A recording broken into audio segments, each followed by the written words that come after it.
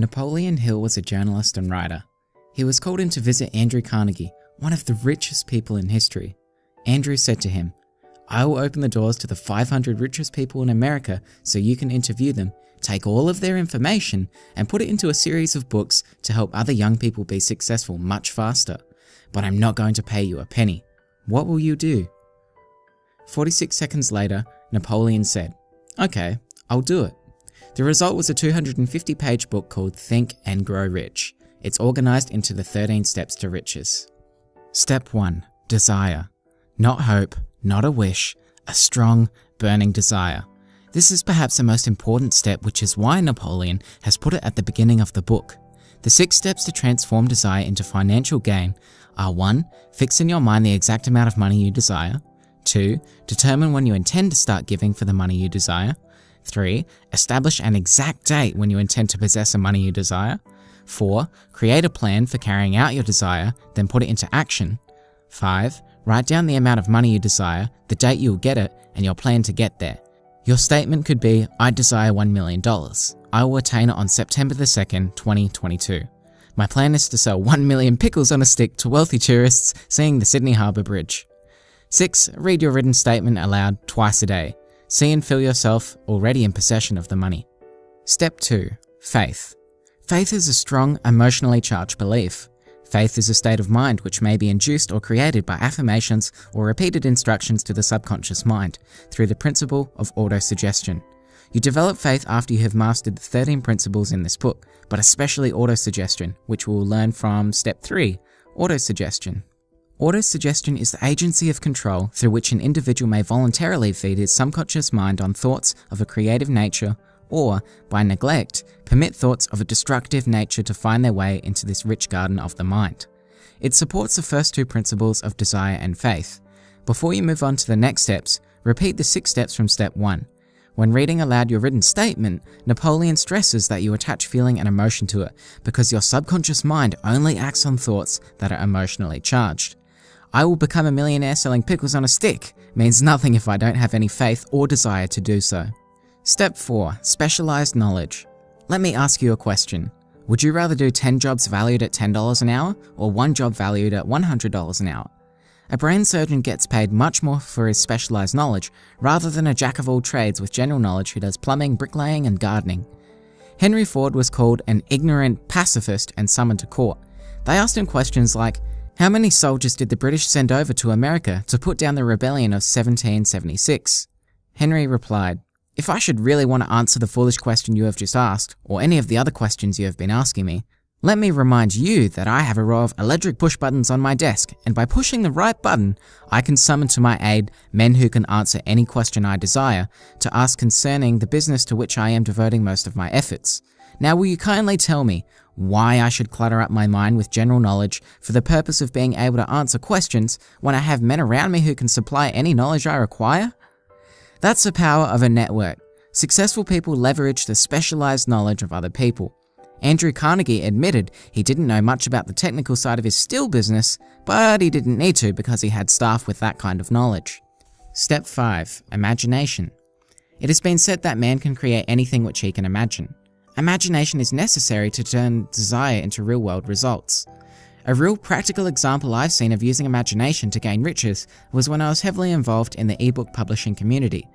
Amazon paid publishers money for each page a reader read, so if I had a 100-page book and 50 pages were read, I would get, say, 1 cent a page and 50 cents for 50 pages. Someone used their imagination and came up with the idea of translating the book into multiple languages, then including the translations in the English version.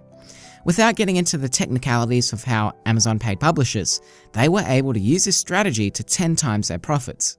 Regardless of ethics, it's a clear example of how imagination can make you wealthy. Step 6. Organized planning. If you are to get rich, you need a plan. Here are 4 things to keep in mind. Create a mastermind group or team, which is a coordination of knowledge and effort in a spirit of harmony between 2 or more people for the attainment of a definite purpose. Sorry about that, guys. 2. Decide what you can offer your mastermind team members in return for their cooperation. No one wants leeches that pick the brains of others without providing any value. 3. Meet with your team members twice a week and more often if possible. And 4, maintain harmony between yourself and every team member. These 4 things will help turn your plan into action. If a plan doesn't work, replace it with a new plan. Step 7. Decision. People who fail to make money are easily influenced by the opinions of others. Family and friends will often hold you back, whether they are well-intentioned or not. Make your own decisions. People who fail have a habit of reaching decisions slowly and change them too often.